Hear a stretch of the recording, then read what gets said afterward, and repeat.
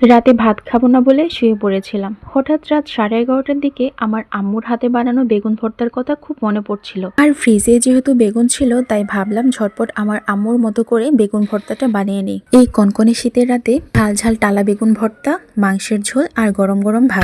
খাবো না বললেও কখন যে 2 প্লেট খাওয়া হয়ে যাবে টেরই পাবো না। আমার আম্মুকে দেখতাম ছোটবেলায় সবসময় এরকম বেগুনকে গোল গোল চাকচাক করে কেটে লোহার তাওয়ার মধ্যে এভাবে পোড়া পোড়া করে টেনে নিতেন, সাথে এরকম কাঁচামরিচগুলোকেও টেলে নিতেন। আম্মু মাঝে মাঝে এই ভর্তার মধ্যে শুটকি ব্যবহার করতেন, আবার অনেক সময় শুটকি ছাড়া এভাবেও ভর্তা করতেন। তবে যেভাবেই ভর্তাটা করা হোক না কেন, খেতে আমার কাছে ভীষণই ভালো লাগে।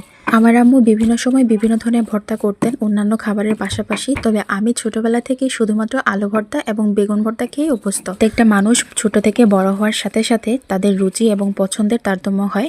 আমারও তার ব্যতিক্রম নয়। এখন তো আমার সব ধরনের ভর্তা খেতেই বেশি ভালো লাগে। আমি এখন যে কোনো ভর্তা বানানোর সময় আমার আম্মু যেভাবে বানাতেন ঠিক সেইভাবে বানানোর চেষ্টা করি।